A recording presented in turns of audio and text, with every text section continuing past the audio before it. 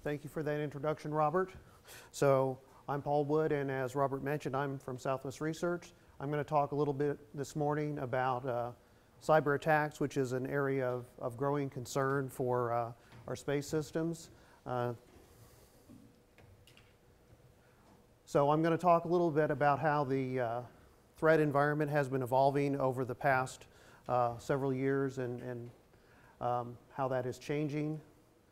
Talk a little bit about requirements management for cybersecurity risks and explore what we might need to do in order to make sure we build our systems to address these concerns and by way of producing the requirements that help us to achieve that. And then talk a little bit about some new tools and techniques that are becoming available that can help to mitigate these growing risks.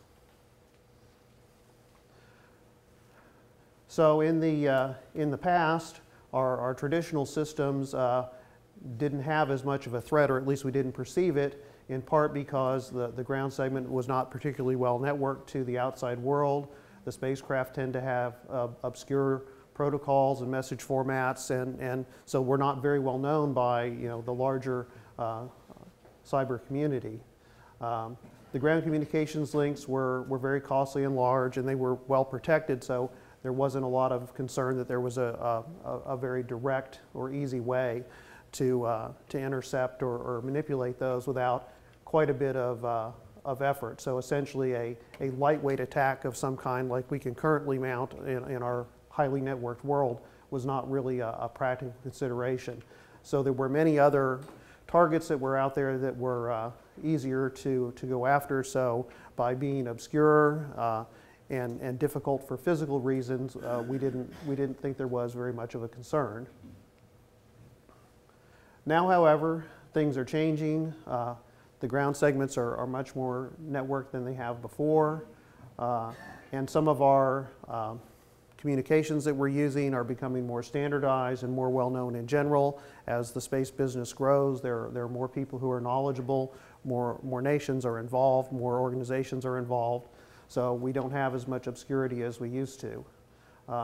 Also, newer, lower cost communications links are possible, so there's more opportunity for more kinds of threats to emerge from different organizations that traditionally wouldn't have been able to afford the cost to do those things. So that's kind of a new risk. So whereas before our links were, pretty hardened, now it's a possibility that somebody could build something relatively lower cost and try to get on that line. So with that in mind, then we need to think about perhaps those protocols that we're using and consider changes.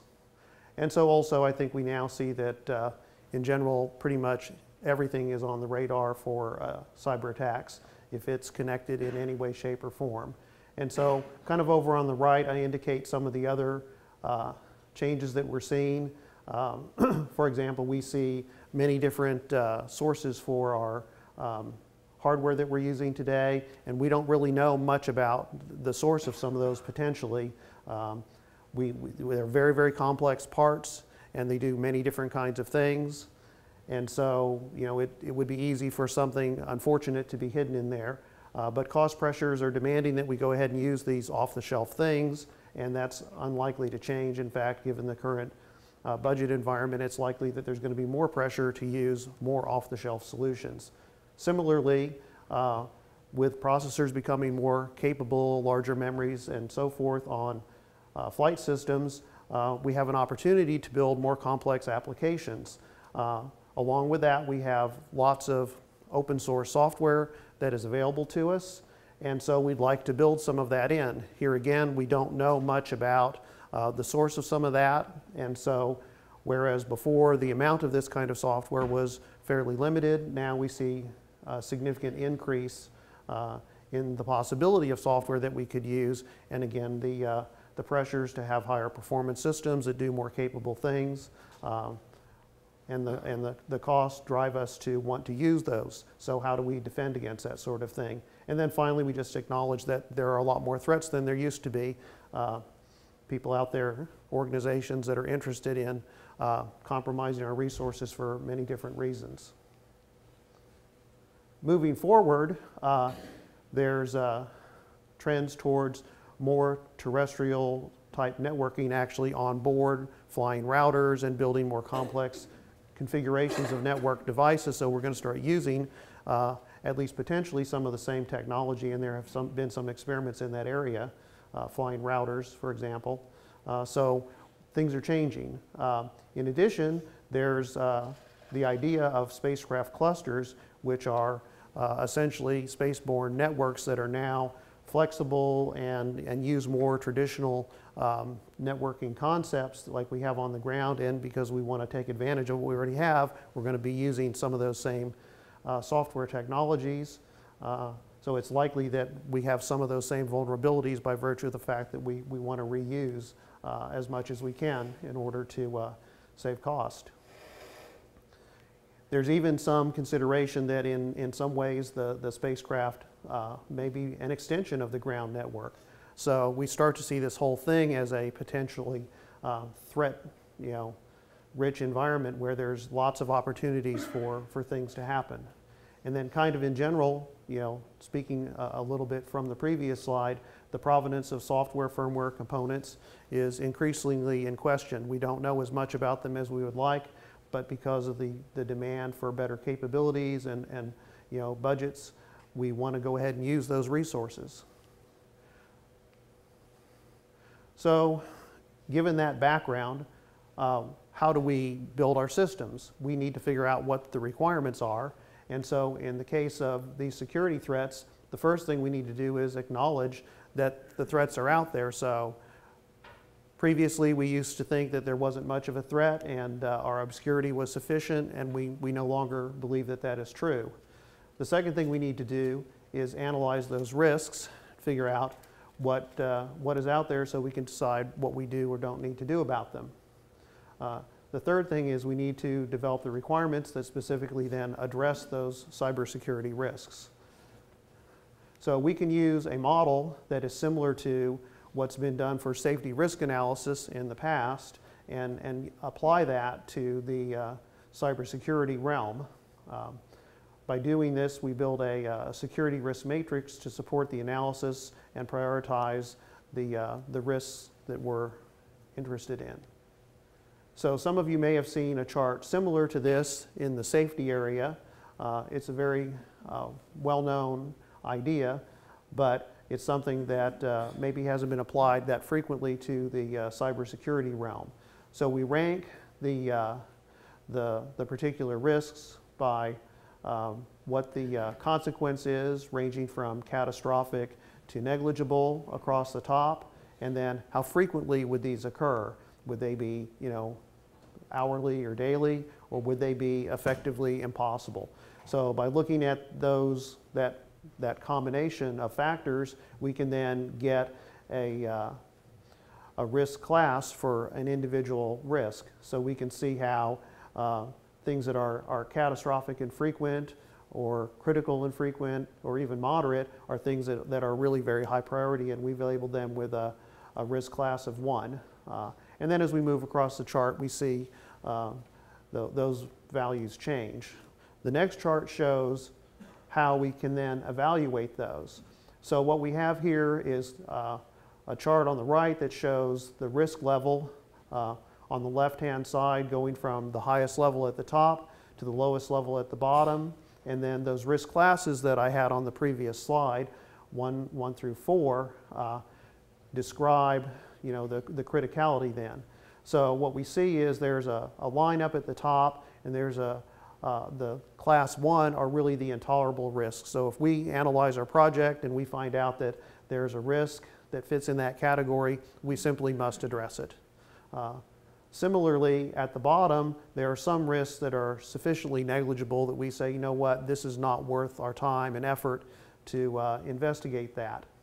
Then we get into the gray area, which is the class 2 and the class 3. So these are undesirable events, intolerable events, and this is where we have to do the analysis to decide, well, how serious is this particular threat, and what resources can we put against it, and make our decisions in that central area. So this process of having the matrix to help us to analyze these things, having these analysis techniques to rank them and decide where to put our efforts means that we can put them on a scale and figure out which ones are of greatest interest to us and things that we feel that we must address, and make the hard decisions about cost benefits analysis for what it is we're going to address and what we're not.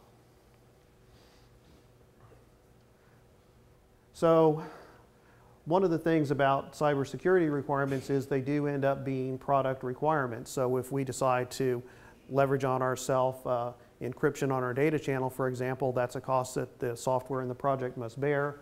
And so we need to be sure that that's actually a risk that's worth looking into.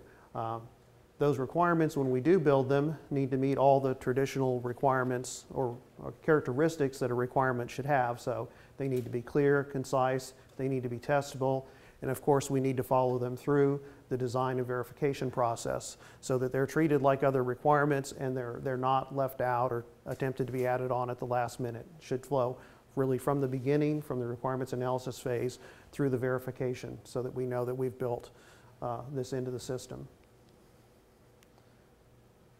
So one of the things is just a reminder, most everybody in this group is probably pretty aware that we can sometimes write requirements that are weak, like a statement that the software shall be free of memory stack overflow vulnerabilities. This may be rather difficult to test. So instead we might say, you know what, we're not going to use string functions that are uncounted so that we can make sure that we know that we won't have a problem. So this is an example of how we might have a requirement that might be kind of weak and we just need to stay on our toes like we always do and make sure that we write requirements that are more testable and easier to work with.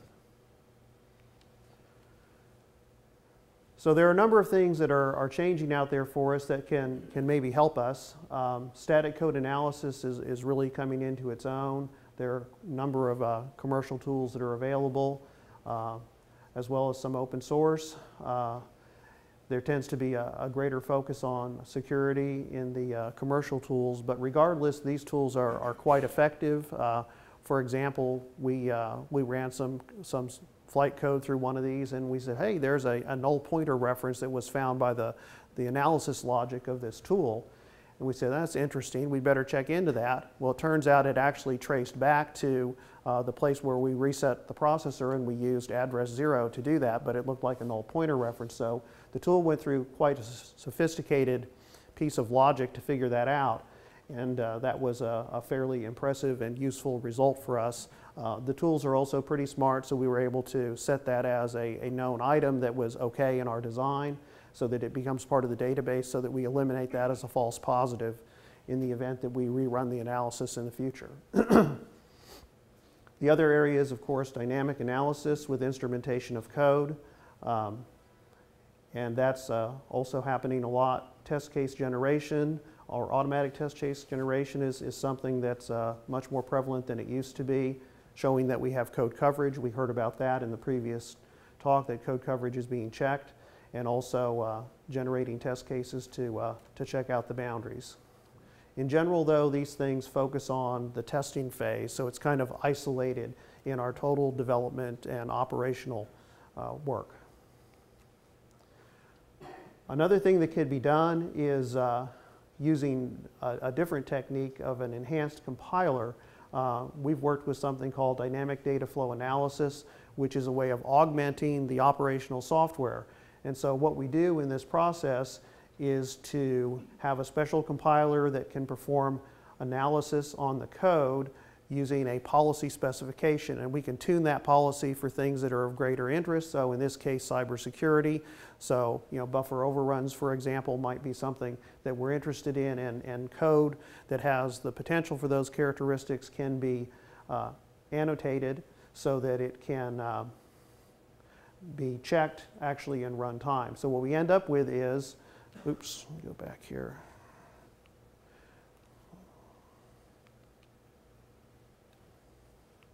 So we take our program, we apply the policy to it through the compiler, perform the analysis and generate an improved and instrumented piece of code. There's some runtime routines that support that, and so we have an actual instrumented program that we can run on orbit. It turns out these impacts can be relatively minor if we're careful about how we set up our policy. So it could be, in the range of, say, 1 to 10%, which might be an acceptable impact for a lot of projects. So here's kind of an example. So we take code with that's being analyzed, and we see two situations here. We have a situation where this is internal, and we can tell that there's not going to be a problem here. So as we look backwards and say, well, is there any potential risk in this? How is it used? And finally say, oh, this is a constant that we have in the code. We know that this use here in the printf is not at risk, so there's nothing that needs to be done according to the policy. However, over on the other side, we see that we get this data externally, so we don't really know the characteristics that it's going to have. So we can go in here and modify the code automatically to put in checks to make sure that when this particular buffer is used, it's protected so that it can't inadvertently cause a violation of our security concern. And so this is a little bit more detailed example then, showing the code. So here we have the augmented code where we can say we're looking at it and we have our checks built in. If there's something wrong with it, then we can sanitize it so that we can actually continue to operate. So that's one of the characteristics that's interesting about this particular approach, is that we can fight through or continue to operate. Also, we can log our error so that we know what happened, and then we can actually use our result. And so it's either a sanitized result or one that was not tainted, so that we can just use it straight up. So some of the risks that we have can be pretty significant. Obviously, there's the usual loss of data due to denial of service through resets or corruption of our operational flight programs or our control data. But there's also greater potential. So, certainly we could have, propellant consumption, for example, if we got invalid commands sent to our spacecraft, or orientation, any number of bad things. And we've even, conceive of the idea that something could be used as a weapon by compromising an orbit in some way. So these are serious concerns that we definitely, need to be cognizant of at this point. So in this world then, what do we do, to fix some of these problems?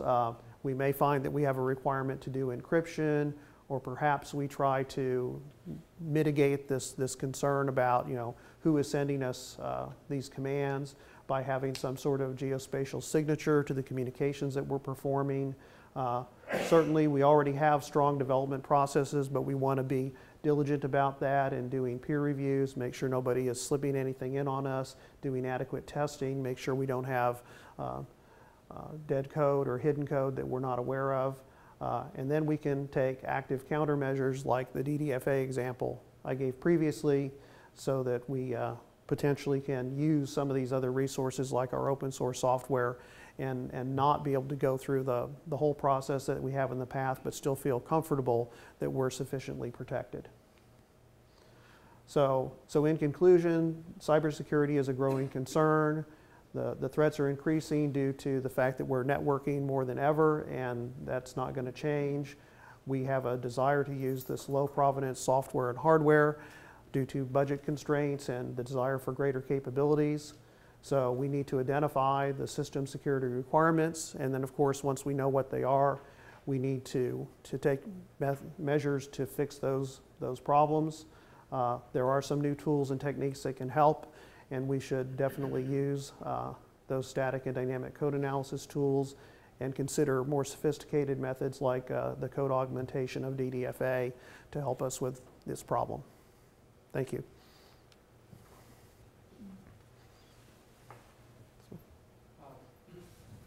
It's a fascinating presentation. Thanks. Question is, as compared to say Windows operating system, something which much more vulnerable to cyber attacks.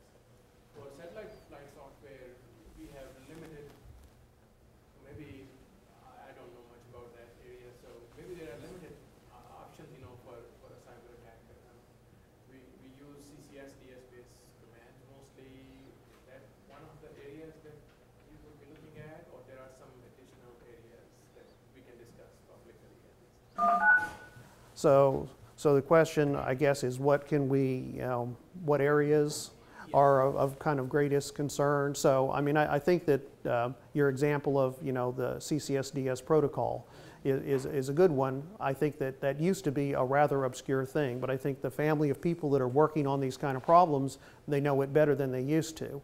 So that's an area where we say, if we're concerned about those kind of commands getting up there in some way, then we may, in fact, need to take countermeasures, because I think that it's much more practical today for somebody to spoof us than it would have been 10 or 20 years ago. I think the physical resources would have been hard to do, and now it's easier to do. And I think the risk of something, say, being hidden in these open source tools or, these low provenance hardware devices puts us more at risk. So we may, in fact, say, we can't just use CCSDS. We have to do some kind of encryption all the time, perhaps, in order to protect our resources. So in my opinion, that's an example of one that needs to be evaluated for many missions anyway.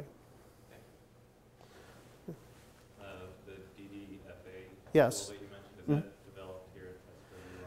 So the question is, where was DDFA developed? And the answer is that it was done out of some university research. We did some additional work on it here. So that's actually one of those open source kinds of things, although you don't really run the compiler on Orbit, of course, but there is a runtime component. And is the idea that you would actually fly the instrumented code? It is. So, and again, this is an attempt to deal with open source code, where you might have something particularly useful, right? Image processing, signals processing, things that are big and complex. And so you might really want to take advantage of that, but you still want to protect yourself. At the back? So one of the things that we ran into was thinking about flying, say, like a Suite A, working very closely with them, encryption algorithms, Mm-hmm. versus, getting consultants and just, kind of using some off-the-shelf, support. Do you think it helps or hinders people to work closely with the government to use those sort of more secret, high-security algorithms? So the question is it helpful to work with the government when you need to do this higher security things like the encryption? I guess I don't really have an opinion. Ronnie, do you have a comment? Well, in working with the government, you have to bring into play what the requirements. If you have a mission that requires high-level encryption, then the government has sets the standards for what those encryption levels have to be. And of course, then you certainly get into issues of export control and international issues that go that route. If you don't require that level of encryption, then there are a number of algorithms out there today that are available that will provide you a sufficient level of encryption to meet the needs that you have. So unless you have a mission that has a specific requirement, security requirements, that you don't work with the government is the right way to go, because they're probably not going to follow it. Was there one more question? Yes? Given the affordability environment we're in today and in the near future, how likely do you think it is for our customers to require us to do this cyber risk analysis and the associated implementation and testing, given that it generally appears to be a cost upper to what we've done before, but moving in that direction, that ends up being a forcing function, I guess, to get the technology developed. Yeah. Sure. So the question is, will our customers be able to pay for it, basically? And I think the unfortunate answer is somebody has to step up and acknowledge that these risks are real. And so we may have to diminish our science or make some other kind of compromise in order to make sure that we're cyber safe. Unfortunately, I don't think it's really optional. The penalty is, something like having your UAV stolen, right? Which nobody wants to have happen. So I think if we're prudent, we just have to face it as the developers that we have to do it. So you guys making those trades now on your own, or are you really looking for the customer to drive you to go implement those techniques, or are you looking for direction in order to perform the analysis? Or is it mostly R&D? I think they're going to be expecting us to be diligent. So it's just part of our due diligence is to make sure that we have covered this adequately. Are Yes?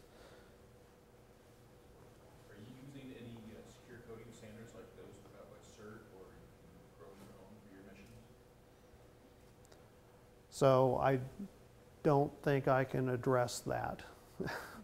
The question was, are we using certain kinds of tools in our particular missions?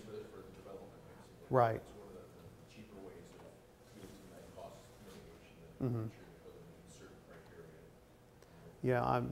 Yeah, certainly we haven't done that in the past. I think that's about it for my time. Thank you.